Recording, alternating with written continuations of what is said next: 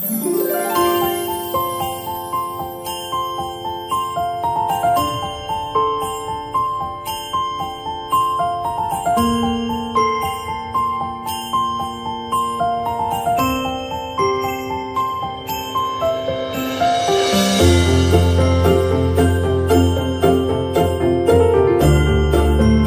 मित्रांनो, मी नितीन जयकांत जाधव आपल्या सर्व श्रोत्यांचे माझ्या शब्दरंजन या यूट्यूब चॅनलवर सहर्ष स्वागत करतो।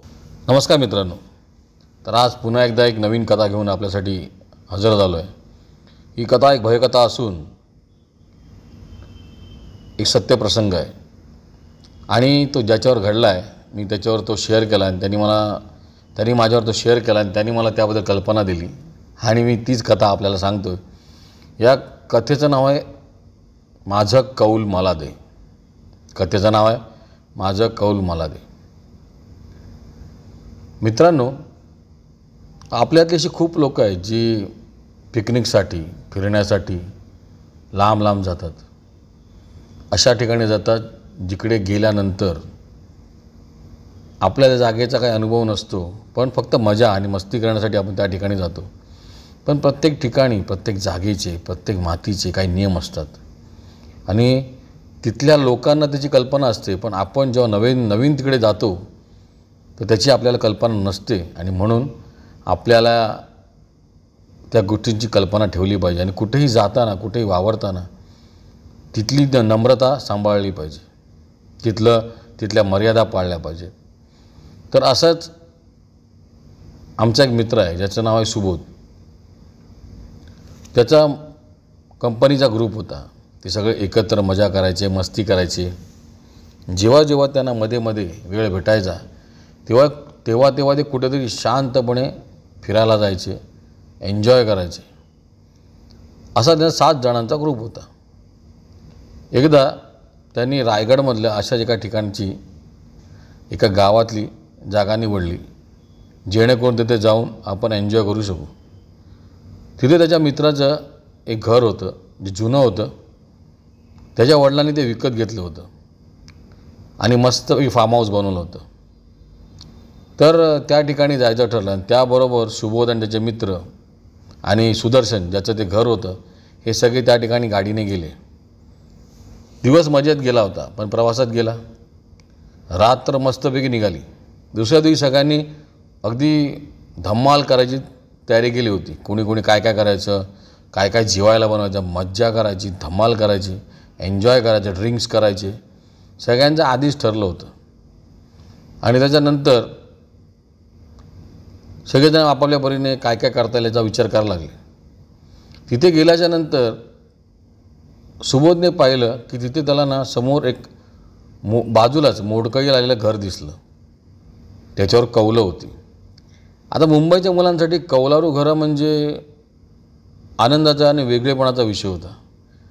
त्याने यूट्यूबवर पाहिलं होतं की कौलामध्ये आपण चिकन फ्राय करू शकतो आणि त्याची टेस्ट खूप चांगली लागते, चुलीवर केलेल्या कौलावर चिकन फ्राय केल्याची। आणि ही कल्पना त्याच्या मनात आली, त्यांनी त्याच्या मित्राला बोलून दाखवली। सगळे मित्र खूप खुश झाले। त्यांनी ठरवलं, अरे वा, हा खूप वेगळा प्रकार आहे, आपण करून बघूया, खाऊन बघूया, खूप मजा येईल। आणि ठरल्याप्रमाणे त्यांनी सगळं तसं केलं। सुबोध सरळ त्या घरात गेला, तिथे पडलेली 2 कौलं उचलून घेऊन आला आणि त्या कौलावर ठरल्याप्रमाणे व्यवस्थित चिकन वगैरे फ्राय करण्यात आलं आणि त्याचा सगळ्यांनी मनसोक्त आनंद घेतला। आणि हे सगळं व्यवस्थित करून झाल्यानंतर, पोटभर खाल्ल्यानंतर, ड्रिंक्स वगैरे घेतल्यानंतर सगळे आरामात झोपी गेले। ते झोपी गेल्यानंतर सुबोधला असं वाटलं कोण त्याच्या छातीवर बसलं आहे। त्याने डोळे उघडले तर त्याला असं दिसलं की त्याच्या छातीवर एक म्हातारा माणूस बसला आणि तो त्याला म्हणतोय, ए माझं कौल मला दे रे पोरा, माझं कौल मला दे रे पोरा, माझं कौल मला दे, ए पोरा माझं कौल मला दे। त्याला कळत नव्हतं की आपण स्वप्न बघतोय की सत्य बघतोय। डोळे उघडले होते, समोर तो माणूस त्याच्या छाताडावर बसला होता, त्याची बोबडी वळली होती, तोंडातून आवाज निघत नव्हता, त्याची थरथर झाली होती। काय म्हणावं ते त्याला कळत नव्हतं. त्याने आजूबाजूला हातपाय मारले पण कोणीच जागा होत नव्हतं. त्याची धडपड चालली होती. त्याला काहीच कळत नव्हतं. जोराने किंकाळण्याचा प्रयत्न करत होता पण त्याचा आवाज निघत नव्हता आणि त्या म्हाताऱ्याचा आवाज त्याच्या कानात दुमदुमत होता. त्याला धडकी भरली होती. छातीत हूर धपापला होता. तो फार काळजीत होता. काय करावं काय करू नये ते त्याला कळत नव्हतं आणि याची धडपड वाढत गेली आणि अचानक खाडकन समोरून दरवाजा उघडला. समोर नामदेव होता. नामदेव म्हणजे त्या घराचा केअरटेकर.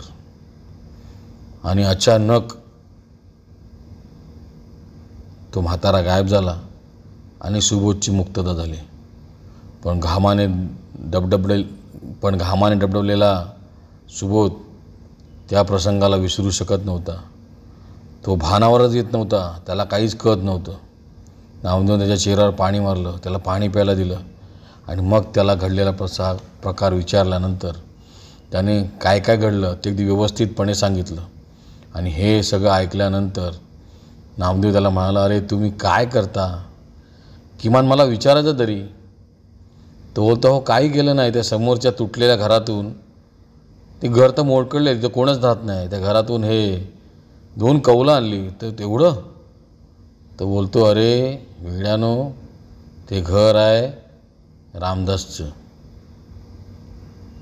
तो गरीब होता. त्याची मुलं मुंबईला राहायची. एकदा त्याच्या मुलांनी त्याला मुंबईला बोलवण्याचा खूप प्रयत्न केला पण तो मुंबईला गेला नाही. त्याला त्याच्या मुलांबरोबर राहण्याचा आनंद घ्यायचा होता पण त्याच्या मुलांना गावी येता येत नव्हतं.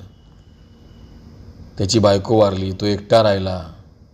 पण आपल्या मुलांसाठी गाव राहावं, आपलं घर राहावं म्हणून त्यांनी खूप तडफड केली. पण मुलांना त्याची काहीच काळजी नव्हती.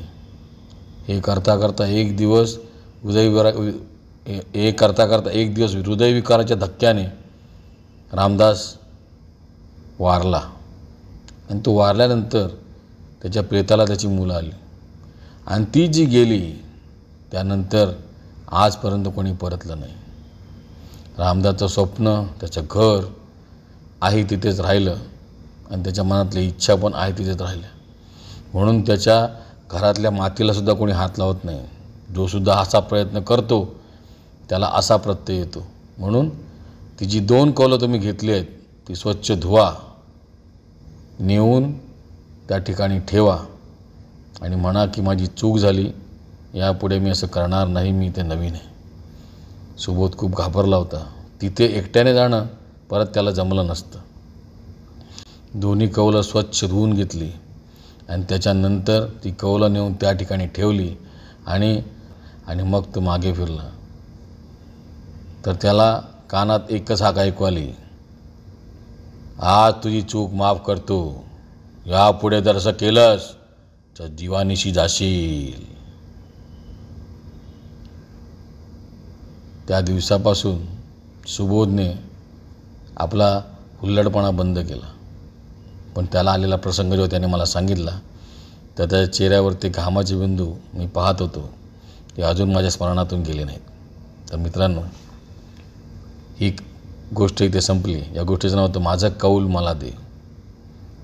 तर मित्रांनो, आपल्याला ही गोष्ट मी सांगितली, ती कशी वाटली ते मला कमेंट करून कळवा. माझी गोष्ट आवडली असेल तर तिला लाईक करा. चॅनलवर नवीन असाल तर चॅनलला सबस्क्राईब करा. आता भेटूया पुढील कथेत. तिथपर्यंत आपली रजा घेतो. धन्यवाद.